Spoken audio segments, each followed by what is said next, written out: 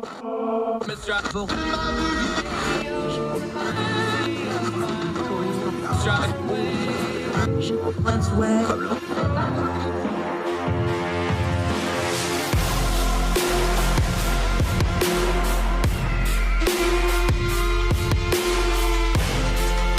host, Andrew Donaldson. This is Heard Tell. Thanks for being with us for the Heard Tell podcast, long form for those of you that are used to the daily radio show. Haven't done one of these in a while. Going to get back to them on a topic that is very important, as promised. We don't just talk culture and politics. We talk how culture and politics work. And both of those things are studies of people, how they work, how they govern themselves. That all goes to mental health. And it's a hot topic for the last few years. Way back in the beginning, I think the fourth or fifth show we ever did was with Dr. Kathryn Gordon, mental health. It is still one of the top 5 listened to podcasts we've ever done. So long past overdue to touch back in and run back with Dr. Kathryn Gordon, who I'm going to call Katie the rest of the day because I will mess up and say that name wrong. Dr. Katie, how are you, ma'am? Thank you for joining us. I'm doing well. Thanks so much for having me back on. I love having you on because you do what we always like to do. We talk about these really hard, complex things, but you do it in a plain language way. You use a lot of pop culture, which we'll get to a little bit later on. But let's start here with some nomenclature. I think we blow by it and we use buzzwords a lot. So I want to make sure we don't do that because we have time to dig into it today. But when we're talking about mental health, we just say that term, but that's a wide, all-encompassing term for a whole lot of different things, isn't it? Absolutely. Yeah, I think people mean different things by it. And I think it's usually helpful in a way people contrast it to physical health, although most of us know how interconnected those things are. When we have anxiety, it certainly affects us physically. When we're feeling depressed, we can feel physically in pain or fatigued and all of those things. So mental health generally is looking at our thoughts and emotions and general well-being, satisfaction with life, our outlook on life, how we feel about ourselves and others. And we hear so much about it. We hear about removing the stigma. Where's the stigma come from? Because we know people are mean, people make fun of people, but that's not what we're really talking about with stigma, is it? Because it goes beyond just a teasing or a joking around or humor. When a mental health professional or when commentators like me are talking about we need to remove the stigma to mental health, what are they really saying there in plain language? I think that it's the shame that can come from oneself or from other people, the idea that mental health problems are things people just need to snap out of, or that it means there's something wrong with the person for struggling. I think this has improved over time. There's still more to go, but I think there's a lot more understanding of that mental health problems are not the fault of the person who is struggling with them. I think more people get that now than in the past. One thing we talked about with the COVID-19 pandemic was this is kind of a unique thing in history where pretty much everybody on the planet had to deal with the same thing at the same time. That's really unusual. And I understand there was waves and things like that, but for the most part, everybody was dealing with this at the same time. As a psychologist, as somebody that studies human behavior, I got to think that's kind of a unique event where everybody has the same stressor at the same time. That doesn't happen a lot. What have we learned from that? Because that's a heck of a control group for a scientist, isn't it?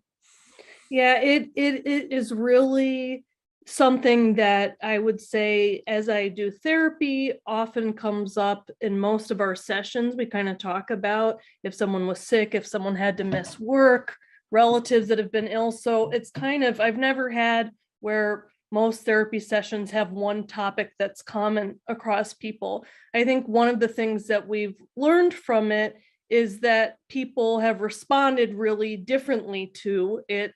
Although I think most people have been stressed in one way or another, there are some people who if they have, for example, less flexibility at work or less support, they tend to be more isolated, they might be struggling more.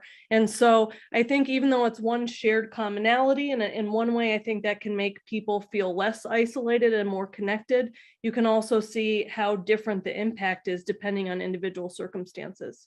How much does isolation play into it? Because for a lot of people, the COVID-19 stuff that was kind of the first time a lot of them in their lives, unless they're, much older, remember like World War II or maybe the 70s gas. They don't remember things like shortages on shelf. They don't remember things like lockdowns where you're not allowed to go somewhere unless you're in like a natural disaster area. This is stressors that a lot of Americans especially just have never faced before. They're not used to stuff like that. What is it about a brand new stressor out of the clear blue sky? Just something as simple as like, no, you can't go to school. No, you can't go to the grocery store, things like this. How bad does that just mess people's minds up? Because it's just, if just starting at the lower level of, well, it's a break in routine, to this just makes people completely melt down because they just can't handle something that different.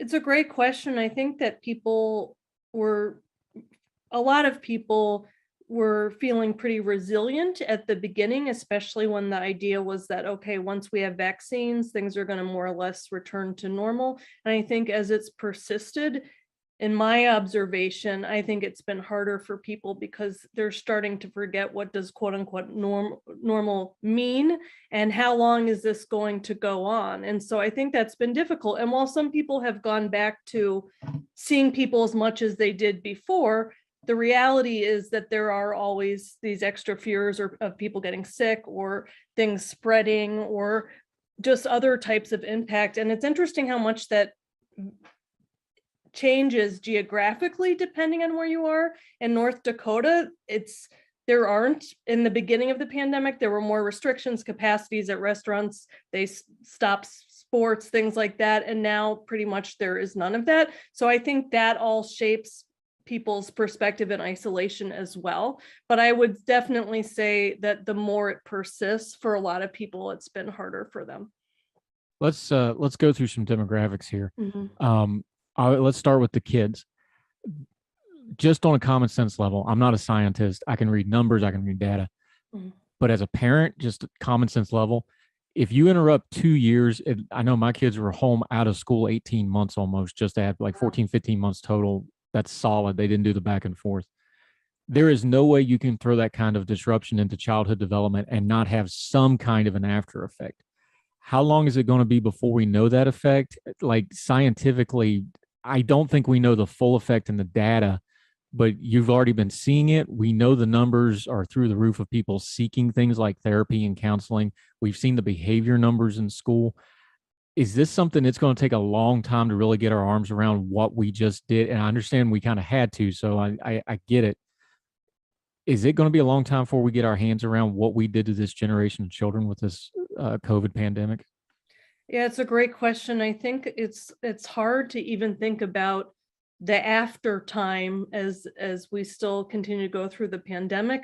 But I and many mental health professionals and parents, like you said, just at a common sense level, are concerned about the impact on kids having their activities disrupted. I mean, even the ones where the schools have stayed pretty much open, there are just factors of teachers being absent because they're sick, or faculty and staff or their friends being sick, and all of that stuff. And all of that uncertainty is difficult for kids who really thrive on routine and having regular expectations with regard to school. And that's another thing that understandably people were trying to adjust school back and forth depending on what the rates were, but even that can be really difficult on kids. And then seeing their parents stressed is difficult too. And so I am concerned about the long-term impact this is going to have on kids, and I think that we really need to have a lot of care available for them as they get older. What are we looking for, like, going forward? Because let's just picking a demographic here, because kids are more resilient than we give them credit for in a lot of ways. We don't want to blow anything off, but they are. We're parents. We understand we freak out a lot more than they do, and they're fine sometimes. And sometimes it's the opposite. They freak out and we don't understand why. So what are you looking for from these age groups? Adolescents moving into teens, teens moving into adults. What's some of the kind of indicators or mile markers or whatever you want to call it? You tell me the terminology here. What are we looking for that we should be maybe paying attention to, concerned about, or watching out for as these different demographic age groups start advancing and trying to, even in their own minds, figure out what it is they just lived through? I think one of the things that I am concerned about and is worth looking for is a general outlook on life in terms of, do they have hope for the future? I think that one of the things that's been difficult through the pandemic is kind of getting hopes up that things are getting better, and then there's a new wave and there's a new strain. And in addition to that, kids might have various feelings about how their government leadership, their school leadership are handling things. And I think that can start to make them question the world as a place that they can count on to be running smoothly, for them to get what they need. And so I think it's important to check in with them about what reasons they have for hope, how are they feeling connected with their friends, what do they think about in terms of their future, how has that been impacted? And so it's kind of a general worldview and their meaning in life, and how is that being impacted by all of this, and talking to them about that.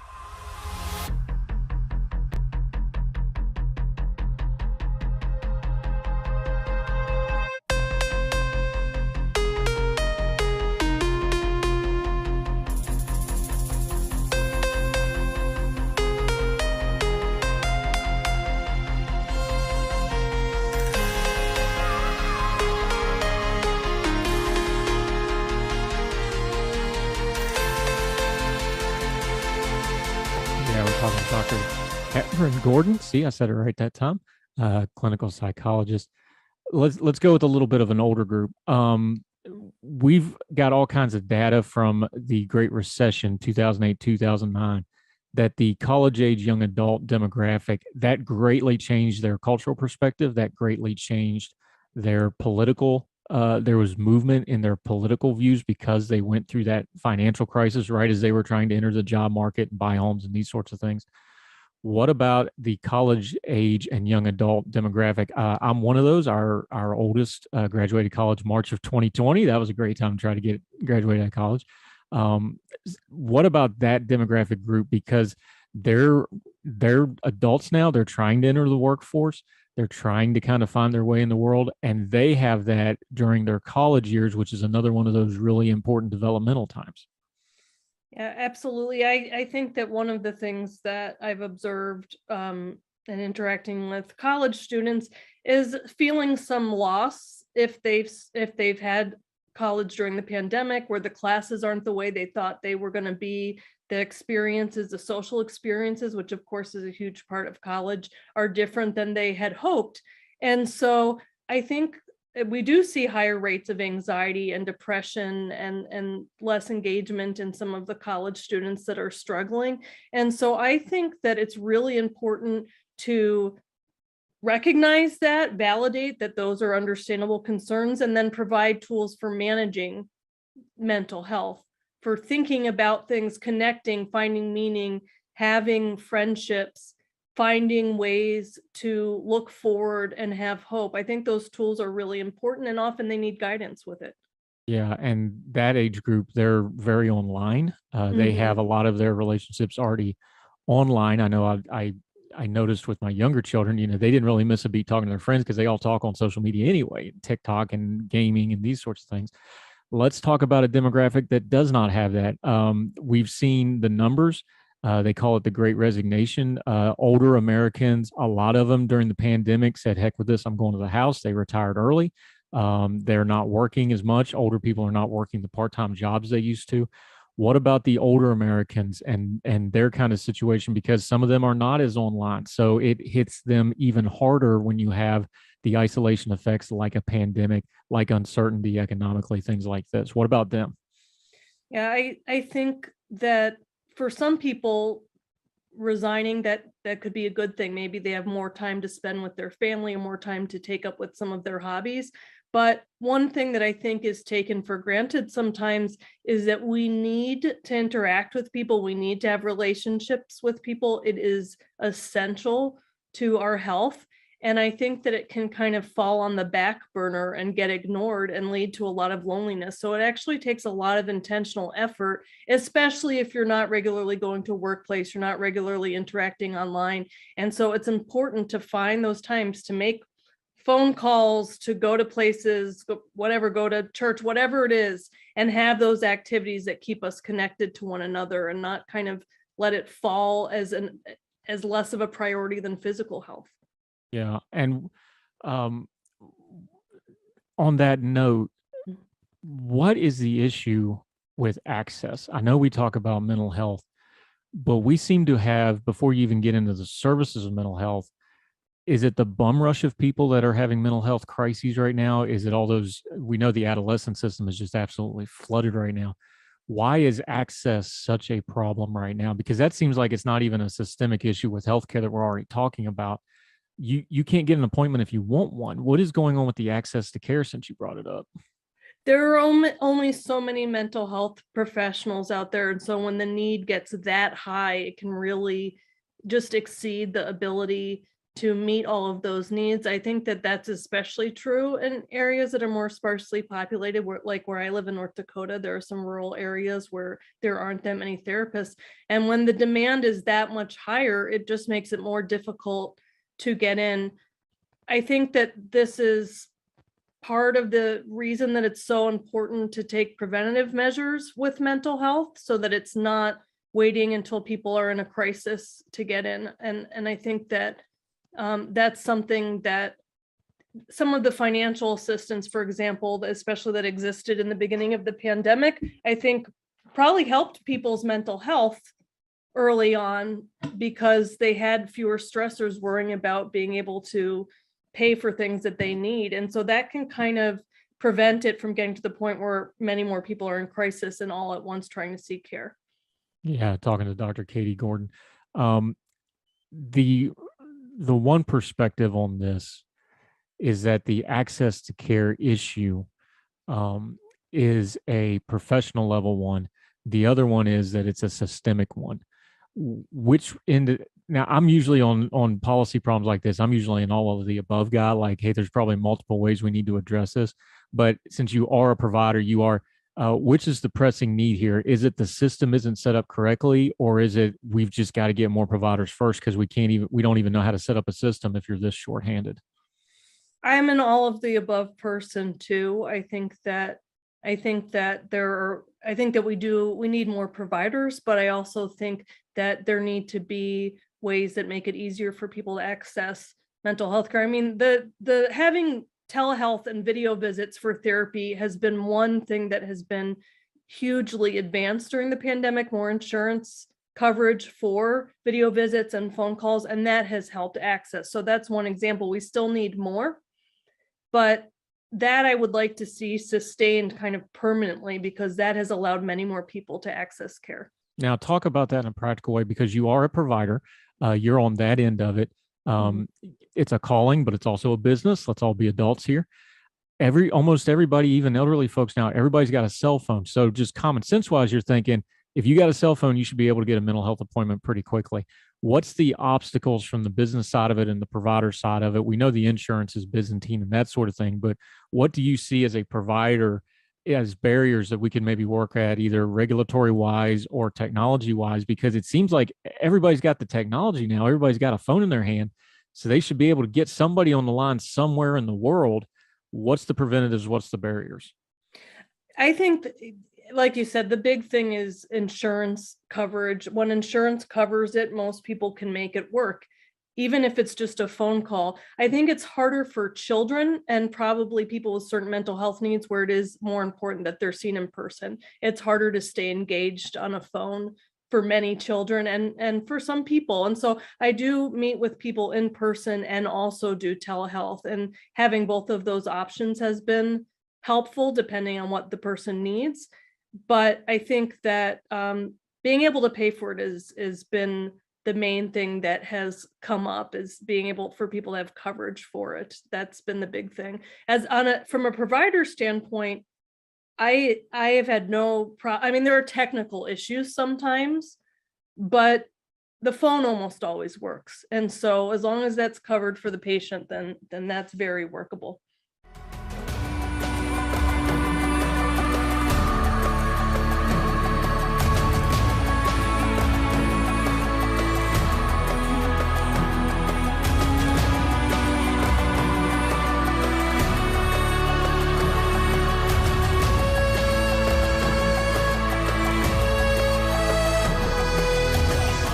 is it is and I understand there's people like on the spectrum that have trouble with that. There's children, like you mentioned, elderly people may not even a simple smartphone, they may not be technologically savvy with it. But especially when we start talking about, again, there's a spectrum of this, like crisis care, like that initial, I know we've had you on the show, you've talked about suicide, you've written a book about suicide that we'll talk about later. You talk about like, man, sometimes it just takes that 5 seconds for somebody to be able to contact somebody. It seems to me the critical care stuff of at least getting that initial, hey, we don't have anybody right now, but can you make it 2 weeks? Can you do, it seems like that could be a bridge gap here of some type of, you can call somebody somewhere and get somebody on the phone line, and it would make a huge practical and immediate difference to the mental health care crisis. I agree with that. I work in a medical setting, and so often there are nurses who can contact and just make contact, and they're wonderful. They're empathic. They can help with problem solving. They can connect with community resources, and that way people don't feel like they're alone as they wait to get into care. Yeah, and I'm a VA patient, so I know the VA, there's a lot of things the VA does bad. I bang on them all the time. One thing they did good now is your healthcare, you have secure messaging directly to your providers through the VA website now. I cannot tell you what a huge difference that is, because so often you just can't get somebody on the phone for a 30-second question. Now I can send them a message to my different care providers, and you'll at least get a response. You may not get the answer because it's still the VA, but at least you get a hold of somebody. Is that something that's going to be scalable to the medical community at large? I know there's privacy concerns and stuff, but it seems like we are not adequately using technology, especially in mental health, where there's privacy concerns, but the privacy issues with doing technology from your own home, from your own, that's an area where a lot of people mental health wise might actually be more comfortable than actually going in, isn't it? I think that's right. I think that, and the healthcare system that I work in now has my chart, which a lot of systems have. And so patients are able to securely directly message me, which is better than email. I think a lot of providers use email or other types of things like that. My chart is more secure, and security is extremely important when it comes to mental health care and private information. But I agree. I think that's been a big deal, because if patient wants to just ask me something or tell me one quick thing, I can directly receive that. And that helps, especially sometimes the way that people manage wait lists for therapy is to see people every other week instead of every week. And that way you can see more patients. So being able to have that message option in the meantime is definitely helpful. We've been talking about patient mental health a lot. How's the providers holding up? Like, we don't stop and talk about that, but we already have a shortage of them. We've seen, I know the frontline healthcare workers for, like, the ERs and things, they've gotten a lot of it. I've got to imagine the flip side of the mental health crisis is our providers have got to be stressed. They've got to be having their own mental health crises with this. How's the providers holding up? Because if we lose them, then the rest of this ain't going to matter a whole lot. So how y'all doing? Are you okay? I'm really glad you asked that. In talking to other mental health providers, I think that a lot of us many of us go to therapy ourselves to make sure that we're doing okay and that we can do our jobs, but it's also unique in that we're going through the same kind of events as our patients are during this time. And I think that can help us connect with patients, but it can also make it difficult because there's not that distance when we're talking about coping with something. There are often things that we're trying to cope with our own concerns about our children, about the long-term effects, about isolation. And so I think that it has been wearing and difficult. And I think that some people have reduced their caseloads or, have done things like that, because I will say, at least in our training, something that is really important is that we are trained very well to pay attention to our levels of mental health and well-being, and to make sure that we're taking care of it so that we can provide good care. And so that's not always easy to do in practice. For example, if a lot of people want to get in and be seen, it's hard to say, no, I can't see you, and keep our caseload manageable. So it's a struggle. I think that the biggest support has just been able to talk to other mental health professionals about how we're managing and check in on each other.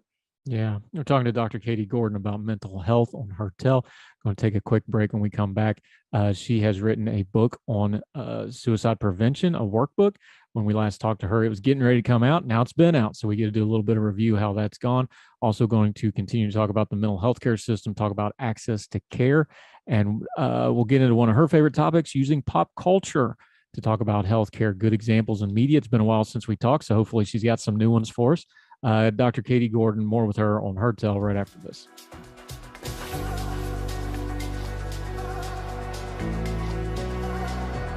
Welcome back to Hertel. We're talking to Dr. Kathryn Gordon, clinical psychologist, friend of the program, one of the OGs. She was one of the first episodes we ever did. Glad to finally have her back. Let's talk suicide for a minute. We had a very high-profile suicide in the news this past week. Former Miss USA. On paper, law degree, MBA from Wake Forest, had a TV gig, was living in New York City, seemed to have everything. Beautiful young woman, only 30 years old. And although they're still doing an investigation, the authorities feel pretty confident this was a suicide, jumped off a building. This is just another example, isn't it, of you just never know with somebody what's going on in their head, no matter how successful, no matter what's going on, and suicide can kind of strike people from just out of nowhere, can it? Absolutely. It is so heartbreaking. And I saw this statement by her mother who said that she, even as close as they were, had just recently learned how bad her depression was, that she was struggling.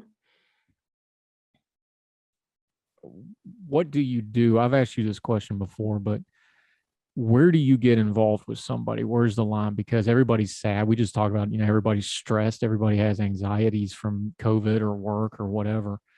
Where do you actually start worrying about, okay, do I need to call somebody? Okay, do I need to leave this person alone? Give folks just a couple practical things, because you don't ever want to be overbearing, and people can feel intrusive doing that, especially to a loved one or a stranger.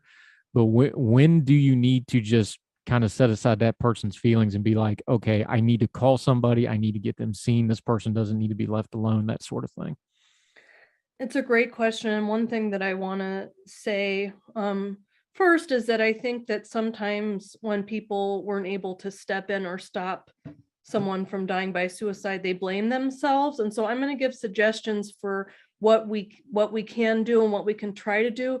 But I also want to be clear that sometimes we just don't see it. We don't know how much someone is struggling. And sometimes we can try to intervene and we aren't able to effectively do that. So if you've had that happen, I think about this young woman's mom and her blaming herself for not seeing it. And I think it's important to recognize the limits of what we can do.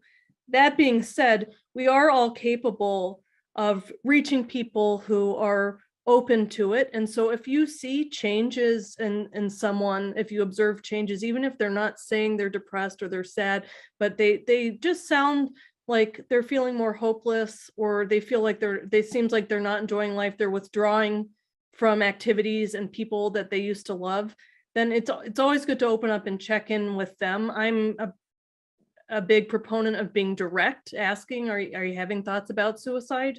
Are you doing okay? And the research suggests that asking directly does not plant the idea in people's head, but it can open a conversation. And the person might say, no, I'm not, but I'm struggling.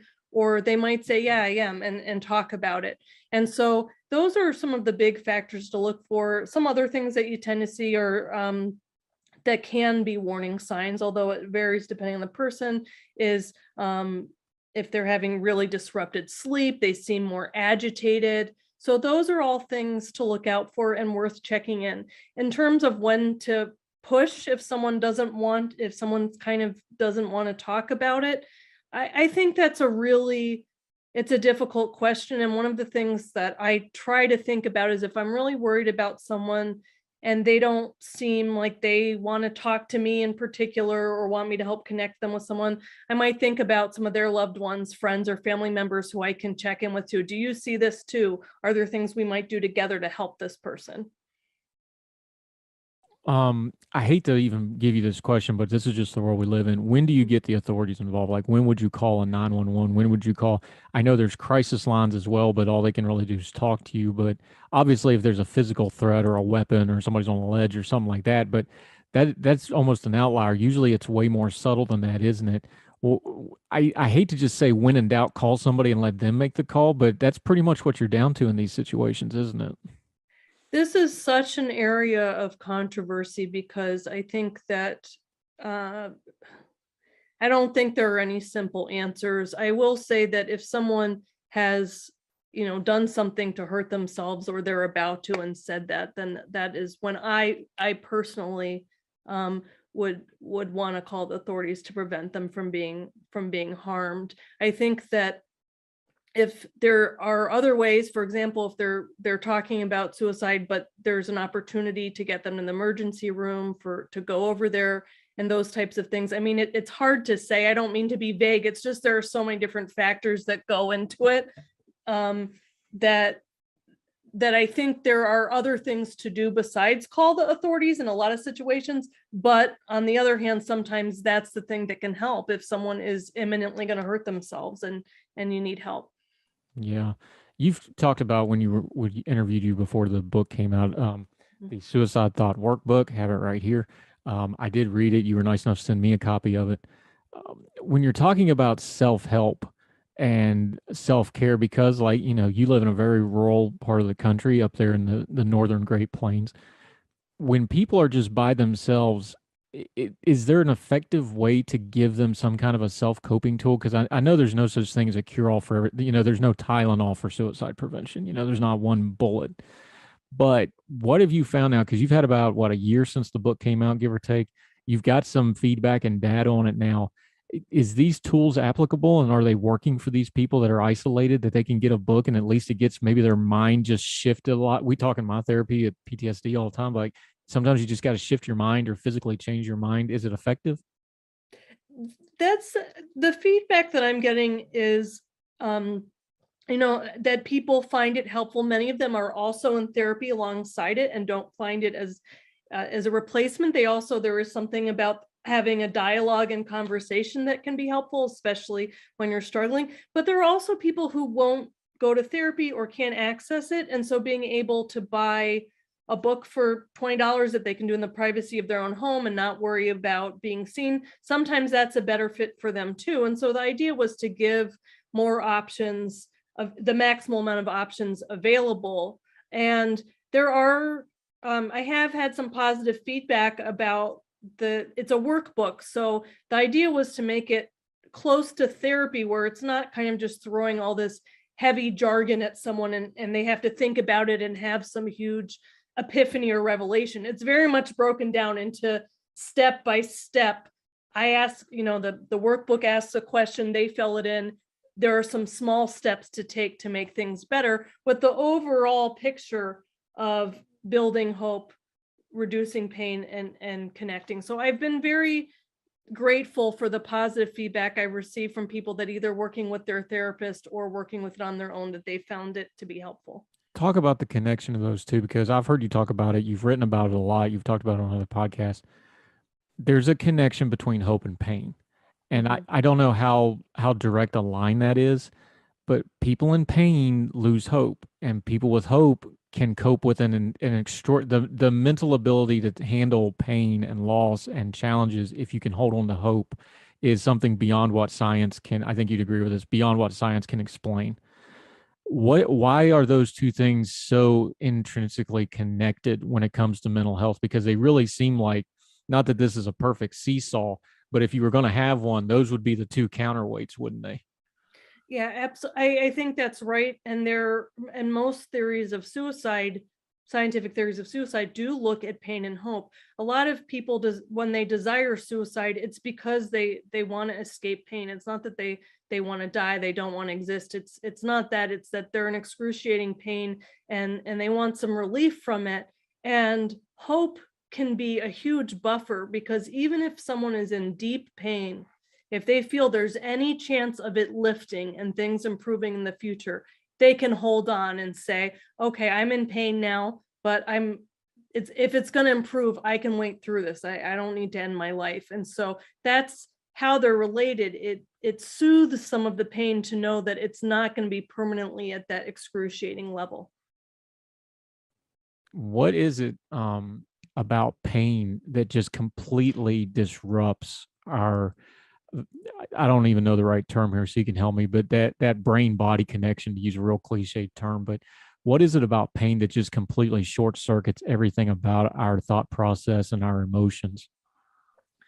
One analogy that I've heard by Dr. David Klonsky, who's a psychologist who wrote the 3-step theory, which I feature in the book, that I thought was a really useful way to compare to pain, is he talked about when you have food poisoning and you're so sick, you can't really think of doing anything else because it's all consuming how terrible you feel.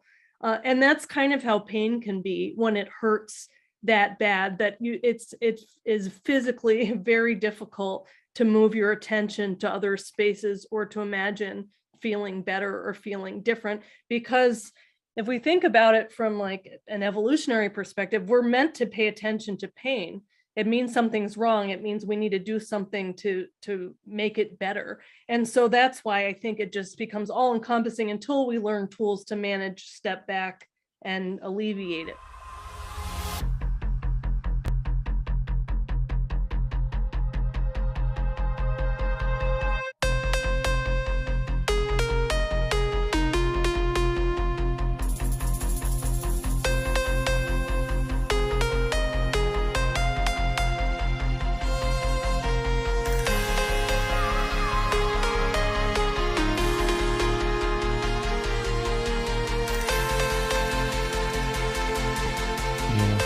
All right, let's lighten the topic up a little bit because Okay. this is always really heavy talking to Dr. Kathryn Gordon. I love you do this. You do this every time we talk to you, but you love to use pop culture references to talk about mental health. We're talking about some ways to self-care. Part of that is in taking media that portrays mental health in a good way. So give us a couple of the new ones. I know you've wrote about like BoJack Horseman in the past, other shows that have had good, positive, some that kind of surprise folks. But what's a couple you've seen lately? Positive mental health applications in media and movies and TV shows, whatever the case may be. The show I've been big on watching lately is Cobra Kai, and hopefully some people are still watching it. I know it gets, well, let's just say it kind of, I think after the first couple seasons, it's just the karate. Some people tire of that, but I'm still enjoying it. I think there have been some really good mental health depictions in that show. For example, Sam, who is Daniel's daughter, is attacked by Tori, and at first she has flashbacks and panic attacks as a result of that. So you see some realistic depictions of someone after they've experienced trauma, trying to avoid reminders of it, having kind of a physiological startle reaction when seeing the person, having flashbacks, and that impacting her life. So I thought that was a good depiction. I think that Johnny, as the main character, he struggles a lot with alcohol use. And I think that they managed to find a way, even though there are a lot of characteristics about him that people might not like, to find likable or sympathetic, in that you can see how he's kind of feels like a failure, and when he tries he and doesn't live up, then he tends to turn to alcohol again. And so I think that some of the depictions in there have been pretty good. Yeah, I find Hollywood to be really ridiculous in a lot of cases, and I know we're doing streaming and it's not all Hollywood anymore, but for lack of a better term, you know, like where we have we have parental ratings about there's smoking in this picture, like what, really? But I think alcohol and to a lesser extent drug use, I think that's something that I've really seen a change in my lifetime. I'm 41. I've really seen a change in how it's portrayed in media, and there's just no way to, another one of those things you just can't split up. You can't talk mental health without people self-medicating either with alcohol or drugs, or you can even do it with your work, as I've learned. You can you can work yourself addictively like everything else. Do you see that as well, or am I accurate in that? Do you think that has gotten better in how it's portrayed? I think so. I think that it's less, I think that there are ways that it's shown kind of less as like a self-control issue and more of that people have a lot of stressors, and one way that they might be prone to dealing with that is through substance use. And one of the things that they have done on Cobra Kai is they show a lot of backstories and show kind of when they didn't learn good mental health coping tools and some of the absence of parental figures in their life. And so I think that kind of context helps to make a more realistic picture of why someone might continue to try to escape the negative emotions they're feeling or the pain they're feeling through alcohol or substance use. Yeah, and I don't want to give away plot lines on Cobra Kai because my kids love that show. I need it in small doses, but when they took Chris back to Vietnam, I thought that was actually I cringed when my kids said they were going to do it. I was like, uh-oh, here we go. I thought they actually did really well with that. I thought because you have such a just bluntly evil character, and some of it was a little over the top. The military accuracy wasn't there, but as far as explaining how somebody becomes evil, and I hate to use that term, but he's the bad guy in the movie. I actually thought they did pretty well with that, all things considered. Well, that's good to hear from someone with a military background, kind of that you felt that there was some accuracy to it. Yeah, I get the evil person puts you in an evil environment and you become evil to survive. That's a classic, what's the term, coping skill, I guess. But that's just human nature 101 stuff. And if you're going to tell a story like that and talk about mental health, this is all human behavior 101 stuff. And we always talk about on our show, human nature is undefeated. You just got to try to learn to get some wins where you can, right? Dr. Katie Gordon, we so appreciate talking to you. We talked about the book a little bit, so you talk about it. Tell us about the workbook. You also do other media. You do podcasting. You do some writing. We'd love to have you back at Ordinary Times anytime you want to write about Cobra Kai or anything else. Again, you got an open invitation. Let folks know where you're at, where you're writing, what you're doing. Sure. Well, you can, lately what I've been working mostly on is my podcast, which is called Psychodrama Podcast, and I co-host with another psychologist. We tend to talk about societal controversies, mental health, psychological issues, and we really try to talk about things with some care and expertise and look at different facets of the issue. And I like podcasting for that because I think that when people talk, you can kind of hear more versus, I don't know, tweet arguments or something like that. So that's the main thing I've been working on. Was that a shot at me? You kind of looked at me and said, no, not at all. I don't see you in a ton of Twitter fights, but no, I think that was praise to you for your podcast. Good recovery. Anyway, tell them about your social media and your podcast. I am on Twitter at Dr. Kathryn Gordon, DrKathryn It's the same on Instagram. And you can listen to Psychodrama Podcast on most podcast platforms. I also write, although I have been writing less just for the sake of time. I do sometimes write for Psychology Today, but you can find links to the stuff I've written on my website, KathrynHGordon.com. And you do great work, and we appreciate you greatly. This stuff isn't going to go away, and we're not going to stop talking about it because we don't want to diagnose people, but so much of what we see in culture and politics on social media and how politics is covered, I think a lot of it, if you understand how people are thinking, how people are coping, people's mental health, I think you start explaining a lot of things that the politics don't. Because I've learned in what I've been doing the last 3 or 4 years with, politics is usually just the coat you're putting on, and your cultural tribes are kind of the coat you put on. And the stuff that's underneath it is where you can really get to the story. And you probably have big fancy scientific words for that phenomenon, but everything we do is about people. And if we study people, you've got to talk mental health. So you use the fancy scientific words for that, but that's where I'm at on it. I really appreciate our conversations. And one of the most important things to me as a psychologist and having these discussions is moving away from the big fancy words and making it accessible so that people can use it in their daily lives, that it's not just restricted to psychologists. Yeah. Plus us hillbillies, we have trouble with them big words sometimes. So I appreciate that greatly. So Dr. Kathryn Gordon, who can explain it to us in an academic setting and also explain it to us like we're 5, we greatly appreciate you, ma'am. Thank you so much for your time today. Thank you for having me on. You will be back, I promise. So absolutely. Take care.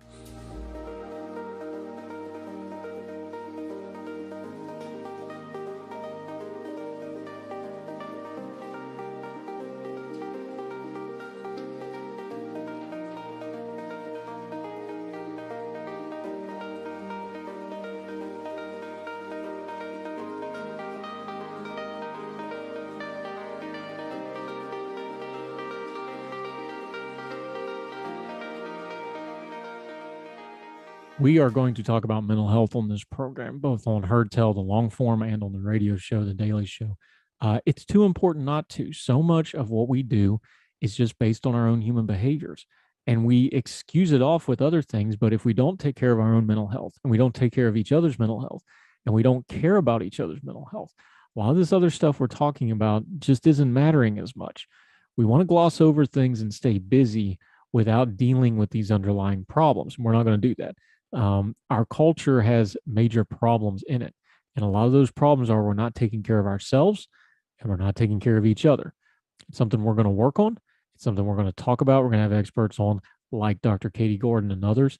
We want to give you tools to actually affect this in your own life, taking care of people around you, what to watch for, danger signs, but also positive pop culture media. The reason we talk about those TV shows and movies with her is because if you have somebody that you're having trouble getting into a mental health conversation with them, you can watch a show with them and get into it sideways that way. It makes you a nice easy, lets the show do the heavy lifting, and then all you got to do is talk to the person that you care about. Kind of makes it easy. We want to do practical things on our programs. It's not just buzzwords and ethereal theory and things that somebody somewhere else needs to do something about. This is a practical matter that you need to practically apply to your life. It's important. We want to do that, and we'll continue to talk about it on Heard Tell. That'll do it for this episode of the Heard Tell podcast.